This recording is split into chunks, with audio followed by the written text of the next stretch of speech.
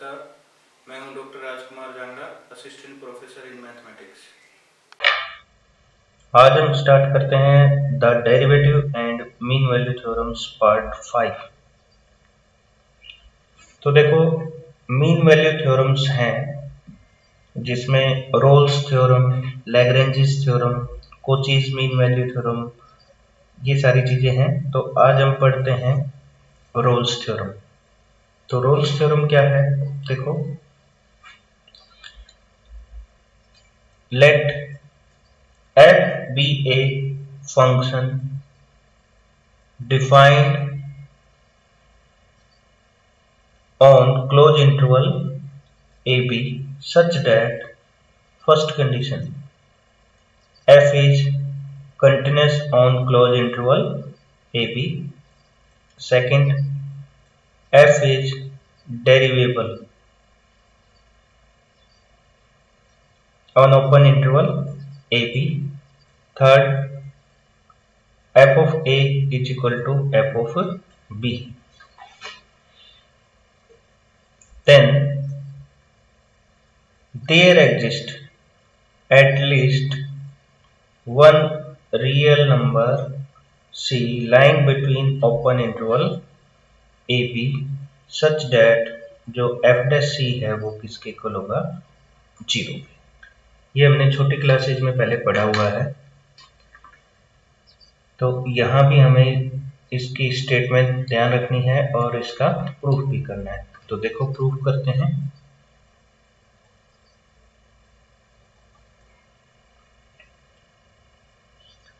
Since जो function f है this is continuous on close interval ab। अब कोई भी फंक्शन क्लोज इंटरवल में कंटिन्यूअस होता है तो therefore it is bounded on this interval. अच्छा, कोई फंक्शन बाउंडेड है तो उस क्लोज इंटरवल में तो उसके जो बाउंड्स हैं वो अटेन होंगे।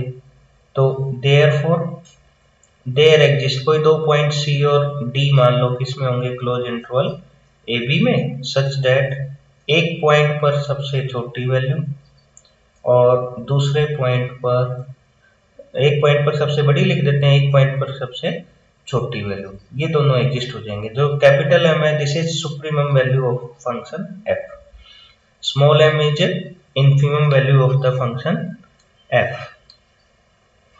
ठीक है, तो अब देखो ये टू केसेज आ जाएंगे अब हमारे पास। मान लो ये जो सुप्रीमम और इन्फीमम वैल्यू दोनों क्या आ जाए? सेम आ जाए। If capital M is equal to small M, ठीक है, देन एफ इज कांस्टेंट। ये सिर्फ एक ही पॉसिबिलिटी है कि भाई जब दोनों इक्वल हो जाए, सुप्रीमम और इन्फीमम इक्वल किस केस में होता है? जब फंक्शन क्या हो जाए? कांस्टेंट हो जाए। कांस्टेंट हो जाएगा तो क्या आएगा? Therefore there exist x belongs to AB. For all x belongs to AB, f dash x किसके इक्वल हो जाएगा? 0। यहां पर देखो, जब फंक्शन कांस्टेंट है तो आपको पता है जो कांस्टेंट फंक्शन है उसका डेरिवेटिव किसके इक्वल आता है? कांस्टेंट फंक्शन का डेरिवेटिव 0 होता है। तो यहां से लिख सकते हैं so there exist at least one point c between open interval such that जो f डैश c है वो किसके इक्वल हो जाएगा? 0 के। ये तो क्या केस लिया हमने? जब कैपिटल M और स्मॉल m इक्वल हो जाए। सेकंड केस क्या ले लेते हैं हम कि भाई जब कैपिटल M है this is not equal to small m, ठीक है। अब यहां पर क्या गिवन है? As f of a equal to f of b, जो थर्ड कंडीशन थी, ठीक है। देयरफॉर भाई जब ये दोनों इक्वल नहीं है तो आइदर कैपिटल M और स्मॉल m क्या आ जाएगा? Not equal to f of a equal to f of b, इनके इक्वल नहीं होंगे, ठीक है। तो हम सपोज कर लेते हैं इफ पॉसिबल जो कैपिटल M है वो not equal to f of a, अच्छा एफ ऑफ ए के इक्वल नहीं है, और एफ ऑफ ए किसके इक्वल है? एफ ऑफ बी के। तो क्या आ जाएगा? Capital M not equal to F of b भी हो जाएगा यहाँ से। ठीक है, थर्ड कंडीशन से हमें क्या गिवन है? स्मॉल एफ, ये f of a equal to F of B.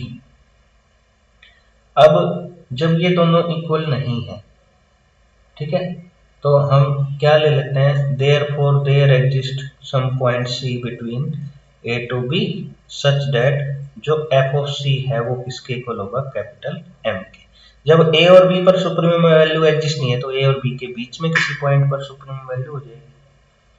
ठीक है, therefore F of x तो क्या हो जाएगा? Less than equal to F of सी होगा for all X belongs to A to B. देखो एफ ऑफ सी हमने सुप्रीमम वैल्यू ले रखी है फंक्शन की, तो यहां से हम क्या लिख सकते हैं? F of X less than equal to F of C. इसको इक्वेशन स्टार लिख देते हैं।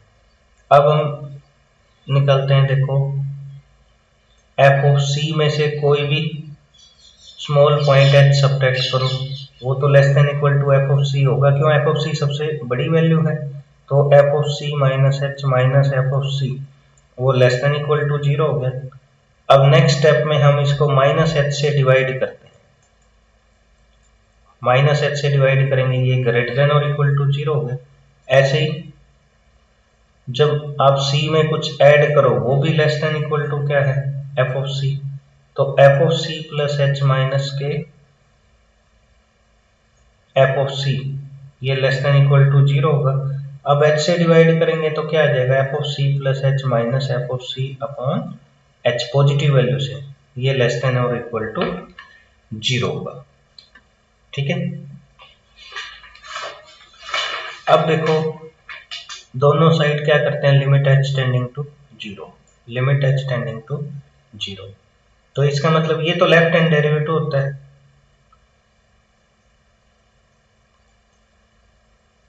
लेफ्ट हैंड डेरिवेटिव क्या है भाई? इसमें एफ डैश सी, left limit f dash c की वो ग्रेटर देन इक्वल टू 0, इसको इक्वेशन नंबर 2 लिख लिया। और यहां से क्या आ गया? जो राइट हैंड लिमिट है एफ डैश सी की वो लेस देन इक्वल टू 0।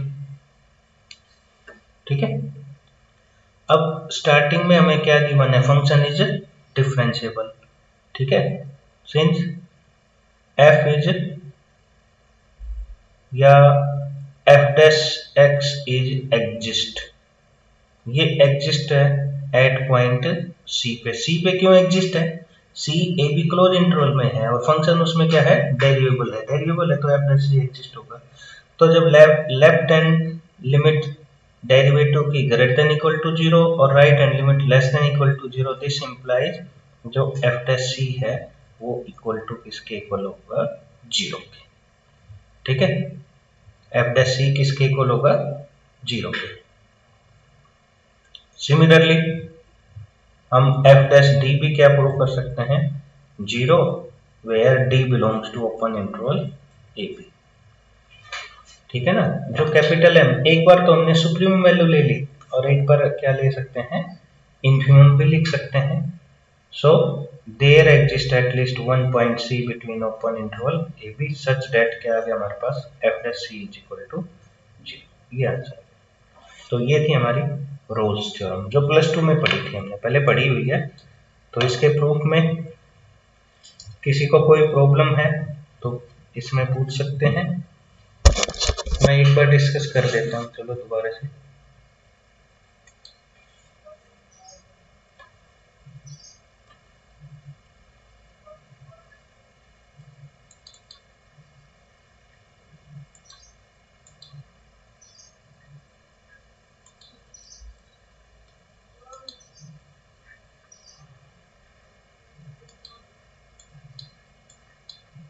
तो देखो रोल्स थ्योरम स्टेटमेंट भी आपको ध्यान रखनी है इसकी।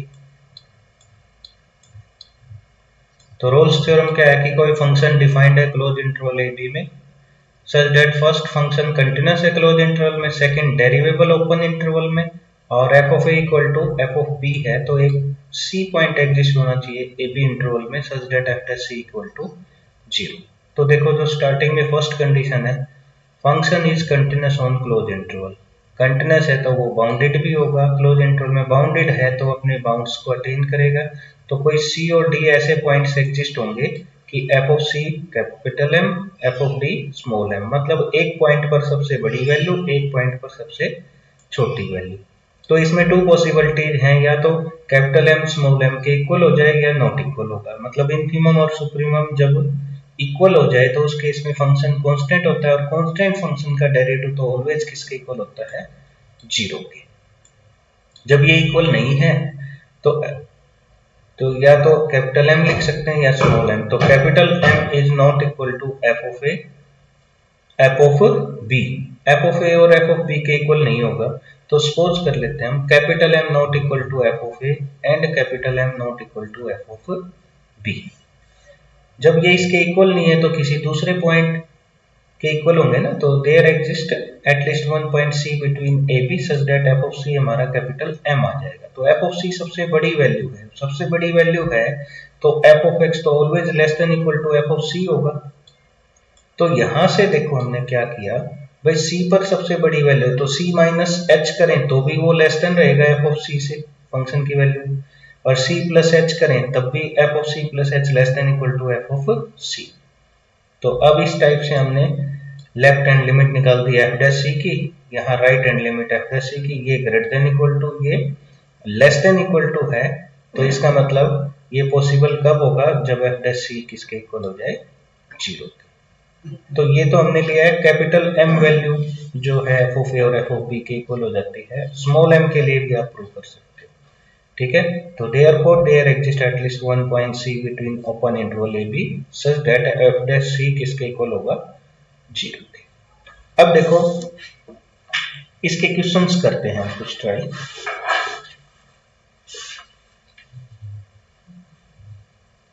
अनदर फॉर्म भी कर सकते हैं हम इसमें। अब a टू b की बजाय क्या है, हमारे पास a to a plus h आ जाता है। अनदर फॉर्म लिखते हैं, क्या है देखो, let f be a function defined on a to b की बजाय क्या आ जाता है, a to a plus h such that first condition f is continuous on closed interval a to a plus h, second f is derivable in open interval a to a plus h, third condition क्या है, f of a is equal to f of a plus h, ठीक है। then there exist at least one real number theta between 0 to 1 such that जो f dash a plus theta h होगा हमारा किसके equal होगा, zero. तो ये another form है इसकी। अब इसके हम कुछ क्वेश्चंस ट्राई करते हैं। देखो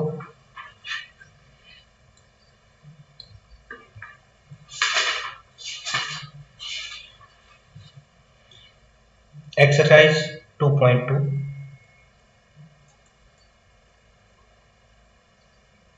फर्स्ट क्वेश्चन देखो, जैसे first part f of x given है x cube minus 6x square plus 11x minus 6 in interval 1 to 3। तो इसमें वेरीफाई करनी है रोल्स थ्योरम।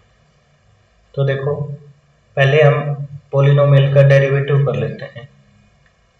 डेरिवेटिव करेंगे तो f डैश x किसके इक्वल आएगा, 3x square minus 12x plus 11। अब f डैश x क्या होगा, exist in 1 to 3,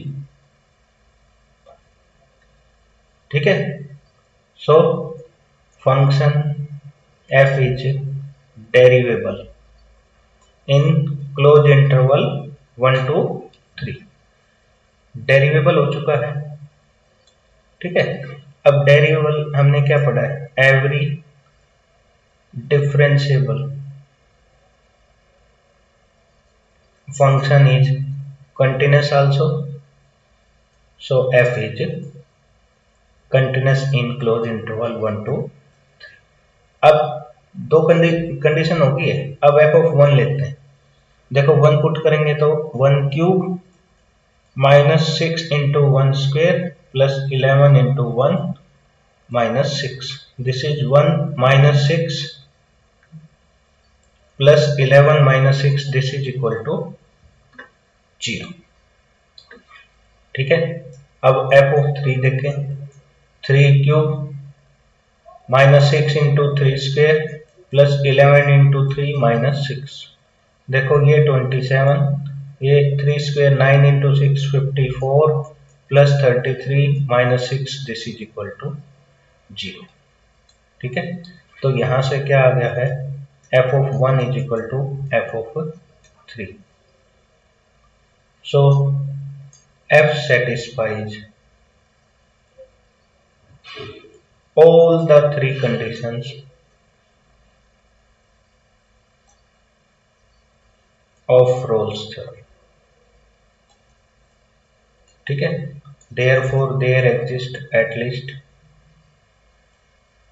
one point C between open interval 1 to 3 such that जो f डैश c होगा किसके इक्वल होगा, 0 के। अब f डैश c क्या आएगा, this is 3c square minus 12c plus 11 is equal to 0। तो देखो यहां से c की वैल्यू निकालें तो क्या होता है, minus b plus minus root b square minus 4ac by 2a। ठीक है, देखो क्या बनेगा इसमें, 12 प्लस माइनस 144 माइनस, अब ये हो गया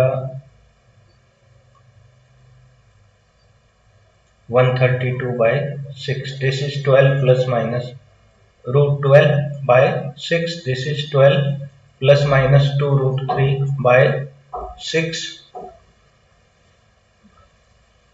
ठीक है, तो 2 कॉमन लेकर हम यहाँ लिख सकते हैं 2 प्लस माइनस रूट 3 बाय 3। ठीक है, अब इसको सोल्व करें, 2 plus minus 1.732 by 3, this is 2 plus minus, इससे डिवाइड करेंगे तो 0.5 और दिस और अप्रोक्सीमेटली लिख देता हूं मैं इतना। ठीक है, तो 2 plus 0.56, 2 plus 0.57, this is 2.57 belongs to 1 to 3, therefore Rolle's theorem verified। ठीक है, तो Rolle's theorem verified। तो इस टाइप से हमें बिल्कुल सिंपल क्वेश्चंस हैं, तो 5 तक तो कोई प्रॉब्लम नहीं आएगी, क्वेश्चन 5 तक हम ये कर सकते हैं कंप्लीट। एक और क्वेश्चन कराता हूं मैं, क्वेश्चन नंबर 6 देखो, f of x is equal to first part mod x in -1 to 1। Applicability of Rolle's theorem देखना है इसमें। तो सबसे पहले वी नो दैट जो फंक्शन f है, this is not derivable in derivable eight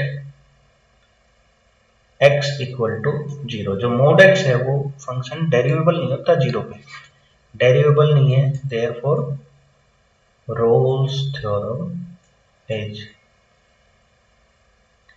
not applicable. ठीक है, रोल्स थ्योरम अप्लाई नहीं होगी इस पे। 0 पर फंक्शन क्या हो गया है, दिस सेकंड पार्ट देखो, f ऑफ x क्या है, x raised to power 2 by 3 in interval -1 to 1। ऐसे ही यहाँ f dash x करेंगे तो 2 by 3 x raised to power 2 by 3 minus 1, this is 2 by 3 x raised to power 1 by 3 नीचे आ गया इन -1 to 1। ठीक है, लेकिन जैसे ही हम x की जगह 0 पुट करते हैं at x equal to 0, f dash x does not exist।